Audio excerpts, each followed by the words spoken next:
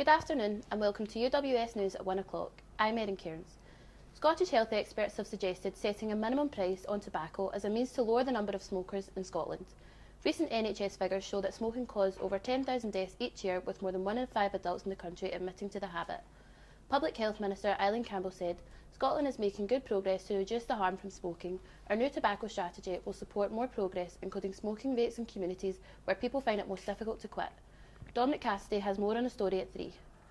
Philip Hammond's budget announcement yesterday, which included a further £2 billion for Scotland, has been dismissed by the First Minister.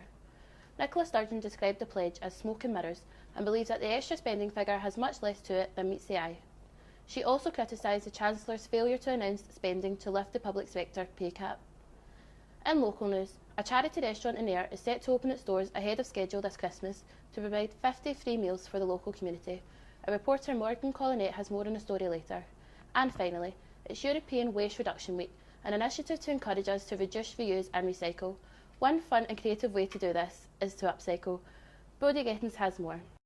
Angela Smith, who tutors a furniture upcycling class at the Govanhill Baths as part of the Rags to Riches community project, explains the benefits of a fun way to contribute to Waste Reduction Week.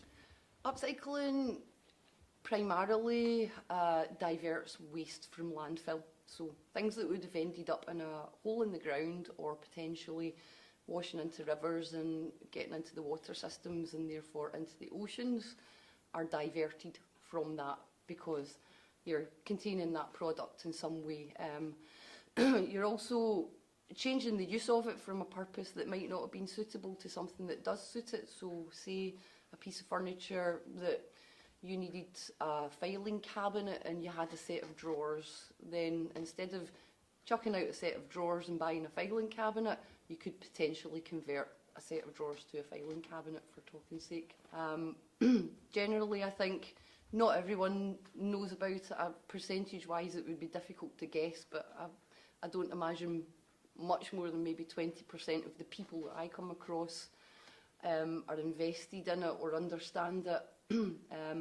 But it's becoming more and more prolific. The more people talk about it, the more people get involved in it. Brodie Gettins, UWS News. Thank you, Brodie. Now on to Fraser Clark with the sport.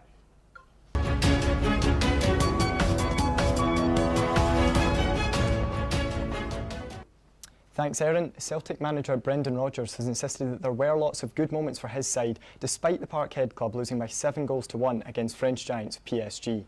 Goals from Neymar, Edinson Cavani, Kylian Mbappe, Marco Verratti and Dani Alves more than cancelled out Moussa Dembele's first-minute opener, with Rodgers also quick to pay tribute to the quality shown by the Parisians post-match. Sticking with football meanwhile, Ross County this morning completed the signing of former Manchester United and Burnley winger Chris Eagles.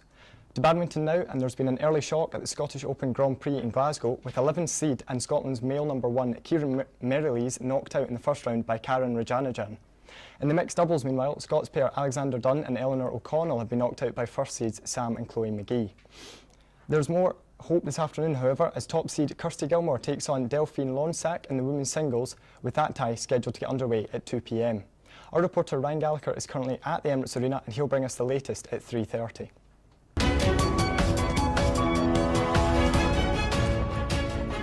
In curling, Scotland's women have qualified for the semi-finals of the European Championships in Switzerland after beating the Czech Republic 8-4, whilst victory for the men's side against the Netherlands today will be enough for them to reach the same stage.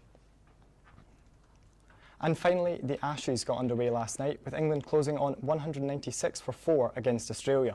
Play is set to resume at 11:30 tonight, half an hour earlier than previously scheduled after bad weather affected play yesterday. That's all for now. We're back with more at 3:30.